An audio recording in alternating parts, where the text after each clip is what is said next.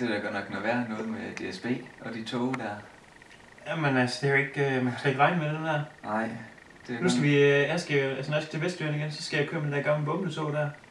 det Sætte ind i stedet for. Det gider jeg godt nok ikke. Så kommer jeg ikke til Vestjylland mere. Jeg tror bare, jeg bliver over Ja. den her del af landet. Så... Ja. Og klokken er faktisk blevet mange. Tror du, vi snart skal til at køre hjem af? Ja, vi skal bare se at komme hjem af. Jeg overgår bare ikke den der opvask derhjemme. Jeg gider den ikke. Det kunne virkelig være rart, hvis der bare var nogen, der havde taget den, når vi kom hjem. Hvis der lige var nogen, der kom ind og tænkte, hey, vi tager den der lige. Kunne det ikke være rart? Det kunne virkelig. Jeg er lækker. Det håber jeg. Det er virkelig lækker. Nå.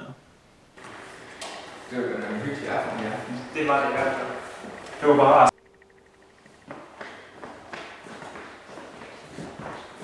Jeg ved, det var super fint at være sammen med. Ja, hun var rigtig højt med det. Det var meget sjovt. Men der går lige noget tid, hvor vi ikke kan komme til.